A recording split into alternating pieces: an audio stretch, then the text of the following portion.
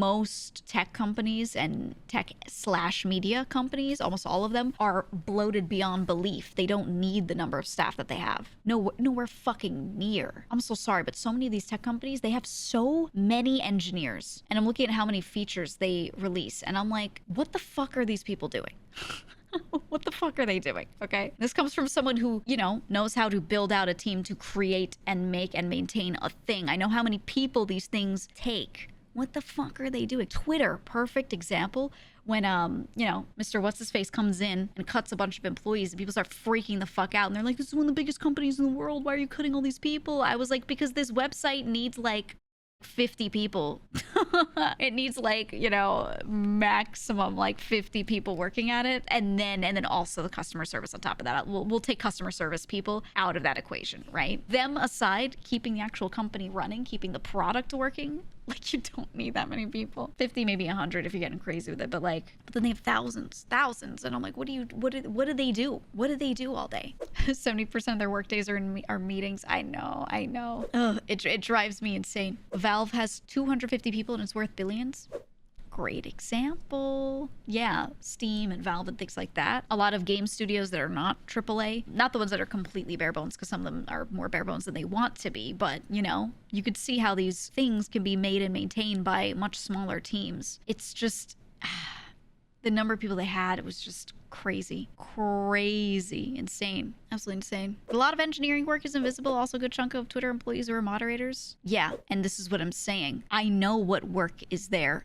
Okay, when it comes to building shit like this, even with how much is invisible, they still had too many fucking people. And yeah, a lot of them were moderators, and then, you know, that's a different type of job. I'm mostly talking about the number of people they have who are in management, specifically, who are in engineering positions, who are designers, who are doing like UI UX, these kinds of things, right? Like those positions, they have far too many, for sure. So when you think about it, a team of 100 probably has a better chance of communicating with each other versus a team of 1,000. Yep. The more people you have, the more, you know, horizontal spread of employees you've got, the more time, energy, resources, everything it takes to get information out to all these people, to get them on the same page, right? Each crew of those people needs to sit down with their own manager and get told what's going on, and then they pass questions up. And, you know, now there's more people passing questions up, so there's more meetings of middle management discussing everyone's feedback, blah, blah, blah.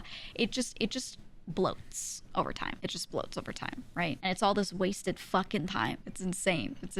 I don't know. Social media platforms do not need the numbers of people they have. I think the biggest teams should be customer service and moderation. Yeah, that should be like the biggest number of people. But all the other stuff, no. You know, and a lot of it comes from poor hiring practices. It comes from, you know, a company, a product is made by someone tech-oriented who understands the needs, the, you know, as far as personnel to get this thing done, as far as amount of money, number of hours per person, whatever. It starts up and it's fine. And then over time, you bring in more and more business and marketing people to get this product that you're building or whatever it is marketed out. A lot of these people end up in management, in C-level positions. Now you're probably selling off your product and company at some point, and now they're hiring in more people like that up at the top, and they don't understand these things, but they're great at going and talking to investors and securing investments. So they go and secure an investment, and then they talk to people in middle management, and they're like, hire people to get these things done. Here's all this budget from our investments. So they overhire to get shit done, and then they're just sitting there, and people are just working kind of a little bit, and they just have like their thumbs shoved up their asses most of the day, and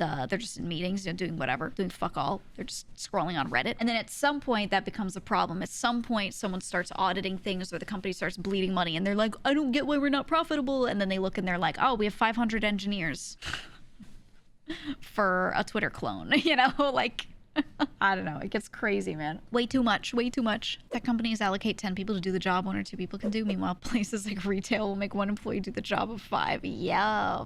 I think at the end of the day, this just is the cost of big business. This is the sort of result of businesses just getting so large and everything being more globalized, being more macro than micro. And, you know, it's just how it is. That's just how it is. And it's just gonna be like that.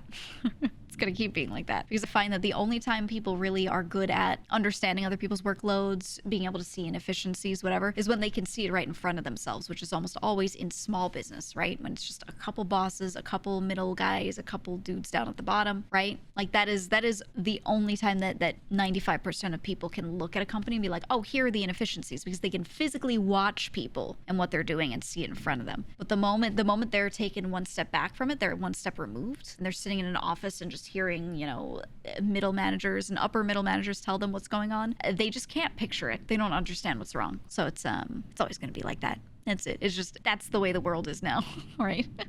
And it just means that if you want to go work in tech, you can probably find a job that pays you all right, remote, and you can sit around on your ass most of the day. It's not going to stay like that, I think. Eventually it'll collapse, but, you know, I think that bubble has already burst. It's not fully collapsed yet. So still somewhat viable, but that's just how it is now.